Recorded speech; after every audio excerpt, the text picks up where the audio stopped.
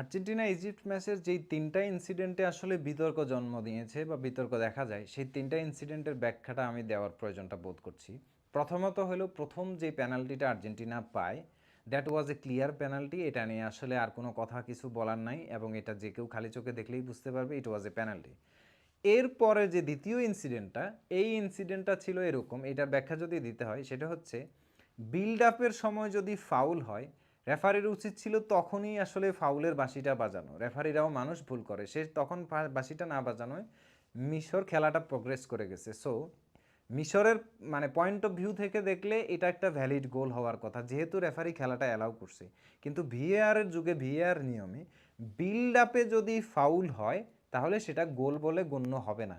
গোল বলে গণ্য হইতো যদি ওই বিল্ড আপ অ্যাটাকটা, ট্রানজিশনাল অ্যাটাকটার মাঝপথে আর্জেন্টাইন কোনো প্লেয়ার ইন্টারসেপ্ট করতো বলটাকে, বা ওই খেলাটা আর্জেন্টিনার কোনো প্লেয়ার দ্বারা মাঝখানে বাধাগ্রস্ত হইতো বা ইন্টারসেপ্ট হইতো, তাহলে ওই ফাউলটা তখন আর কাউন্ট করার সুযোগ থাকতো না, কারণ প্লেটা আর্জেন্টিনার কাছে আসছে। কিন্তু ওই ফাউলটার অংশ থেকে যদি খেলা 2-3 মিনিটও অ্যাডভান্স হয়, অনেক ক্ষেত্রে এরকম হয় যে 2 মিনিট মানে 1 মিনিটের প্লাস অ্যাডভান্স হয়ে গেছে, খেলার ওই যে মোমেন্টাম শিফট হয়েছে বা অ্যাটাকিং নেচার শিফট হয়েছে, এমন গোলও বাতিল হইতে দেখছি। কিন্তু এখানে খেলার নেচার এবং অ্যাটাকিং মোমেন্টামটাও শিফট হয়নি, এবং ওখান থেকে টানা অ্যাটাকটাতেই মেসির গোলটা পেয়েছে। সো এক্ষেত্রে ভিআর রেফারিকে স্পষ্ট নির্দেশনা দিয়েছে, you have to look at the build up play, there can be a foul play. এখন ফাউলটা ওখানে দেখা গেছে, ইট ওয়াজ এ ফাউল, এবং 50-50 ডিসিশন ছিল। 50-50 না, 60-40 বলতে পারেন, যেহেতু বিল্ড আপ ছিল, ট্রানজিশনাল অ্যাটাক ছিল, এবং লিসান্দ্রো মার্টিনেজ ওয়াজ এ ডিফেন্ডার। যখন আপনি ডিফেন্ডারকে ফাউল করে সেখান থেকে গোল করবেন বিল্ড আপের সময়, সেক্ষেত্রে ভিএআর ওভারটার্ন করতে পারে গোল। সো এখানে আসলে মিশরের লাক খারাপ বলতে হবে। বলটা যদি ক্লিয়ার উইন হইতে পারতো, বা কোনোভাবে ফিজিক্যাল বডি টু বডি চ্যালেঞ্জে উইন হইতো, কোনো ধরনের পা ইনভলভ না থাকতো বা বুটের উপর পাড়া না পড়তো, তাহলে এটা গোল হতে পারতো। আর 3 নাম্বার যে ইনসিডেন্টটা, সেটা হচ্ছে পিচের অন্য কোনো জায়গায় হইলে ধরেন রেফারি তখন এটাকে ফাউল বলতে পারতো, কিন্তু এখানে যখন এটা পেনাল্টি বক্সে, সেটা পেনাল্টি দেওয়ার মতো এনাফ ফাউল হয় না। কেন হয় না? কারণ আলভারেজ বলটা উইন করেছে প্রথমে। যদি বল উইন না করে সালাকে শুরুতেই ফাউল করে বসতো, এটা এটা ক্লিয়ার পেনাল্টি হয়ে যেত। যেহেতু আলভারেজ বলটা উইন করেছে এবং বল নিয়ে বের হয়ে গেছে, বল ছিল আলভারেজের সামনে, সালা যখন ভিতরে প্রবেশ করতে চাচ্ছিল বা বলের দখলের জন্য যাচ্ছিল, তখন একটা ব্লক হয়। ওই ব্লক সিচুয়েশনটাকে কখনো পেনাল্টি সিচুয়েশন বলা যায় না। এরপরে সালা সেখানে পেনাল্টির জন্য, খেয়াল করে দেখবেন আপনারা, সালা সেখানে পেনাল্টির জন্য আবেদনও করেনি, কারণ সালা জানে, সালা যেহেতু রেগুলার ফুটবল খেলে, ক্লাব ফুটবল, বা সালা যেহেতু একজন প্লেয়ার, সালা জানে যে এই সিচুয়েশনে সালা পেনাল্টি পাবে না। কিন্তু বিপত্তিটা কোথায় পেয়েছে জানেন?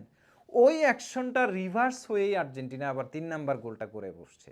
এখন যদি আর্জেন্টিনার গোলটা বাতিল করতে হয়, তাহলে ওখানে ডি বক্সের ফাউল কাউন্ট করতে হবে।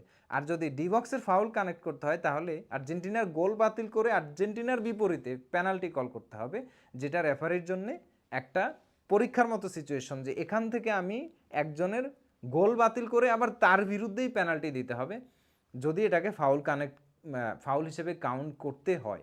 এবং এটা পিচের অন্য জায়গায় হলে ফাউল কাউন্ট করা যেত, কিন্তু যেহেতু পেনাল্টি বক্সে, সফট টাচ কখনো পেনাল্টির জন্য এনাফ হয় না।